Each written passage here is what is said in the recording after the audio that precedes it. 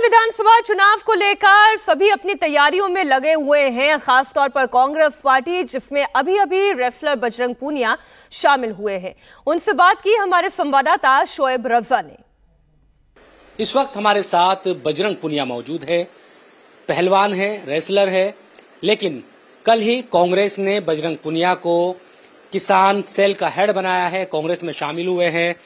बजरंग भाई, अब तो पहलवान कहे या फिर अब नेताजी हो गए हैं, नेताजी बन गए हैं अब तो आप? नहीं भाई, पहलवान ही ठीक है हम तो, और नेता बनने के लिए नहीं, हम देश की सेवा करने के लिए आए हैं।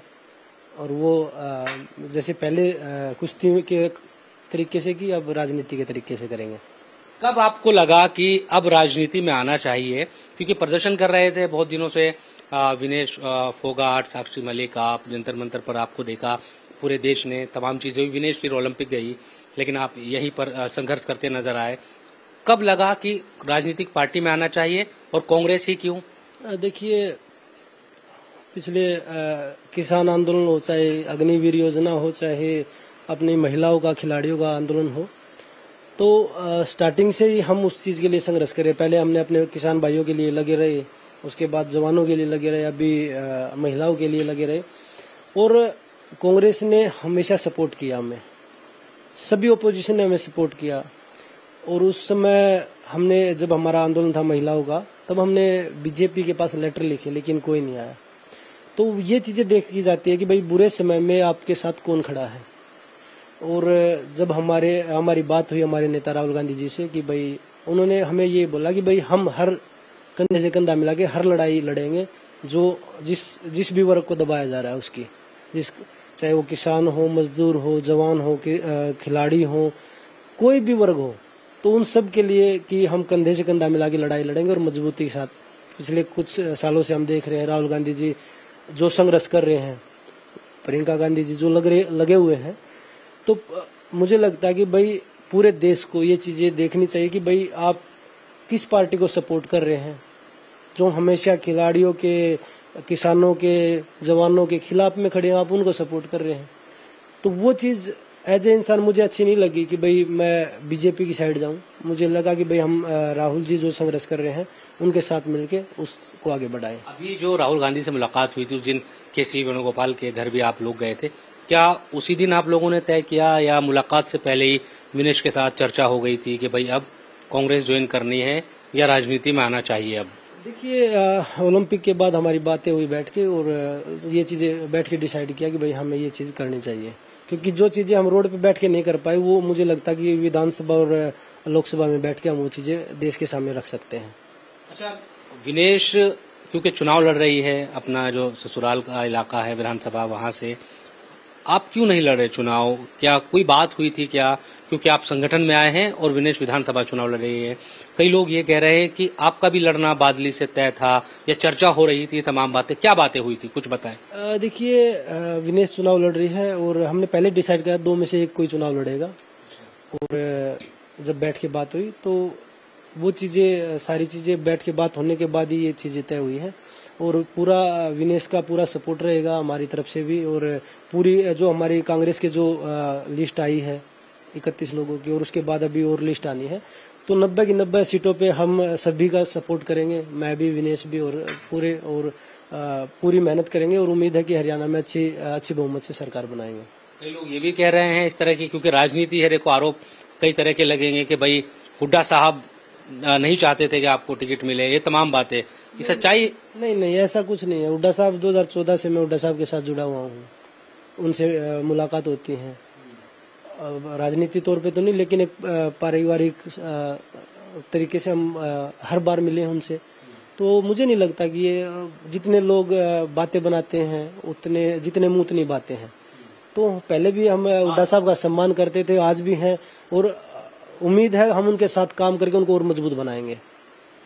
ब्रजभूषण, जिनके खिलाफ आप लोगों ने लड़ाई लड़ी सड़कों पर, वो अब ये कह रहे हैं कि देखिए चेहरे से नकाब हट गया है, और बजरंग, विनेश सब कांग्रेस में शामिल हो गए। हम तो कहते थे कि हुड्डा जी करा रहे हैं तमाम चीजें, अब सामने आ गया है, आप कांग्रेस में शामिल हो गए। देखिए, जब मैंने वो बताया पहले भी कि हम जब रोड पे लड़ाई लड़ रहे थे, तब हमने बीजेपी के सांसदों को लेटर लिखा, जब बीजेपी क्यों नहीं आई।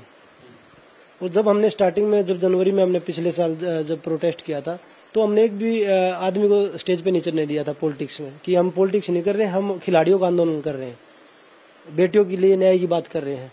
उस समय क्यों नहीं आए फिर?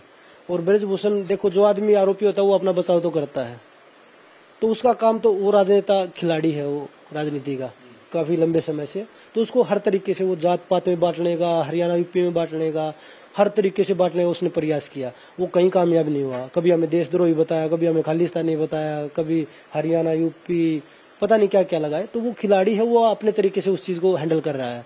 और अगर बीजेपी सपोर्ट नहीं करती, मैं आपसे पूछता हूँ कि वो कांग्रेस का सांसद होता या और किसी पार्टी का अपोजिशन का होता तो इतने दिन बच जाता। जिन लोगों पे अभी तक आरोप सिद्ध नहीं हुए वो जेल में बैठे हैं।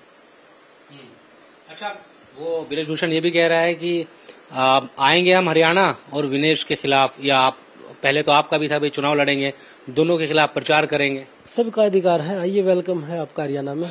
बिल्कुल, वो तो जनता तय करेगी जो करना है, और सबका अधिकार है, आप आइए चुनाव प्रचार में अपनी पार्टी की तरफ से। अच्छा, एक सवाल ये है, अब चूंकि किसान सेल के आप हेड है और किसानों का मामला बड़ा हमने देखा कि पूरे देश में चल रहा है। इस वक्त हम शंभू बॉर्डर पर भी देखते हैं, वहां विनेश गई भी थी।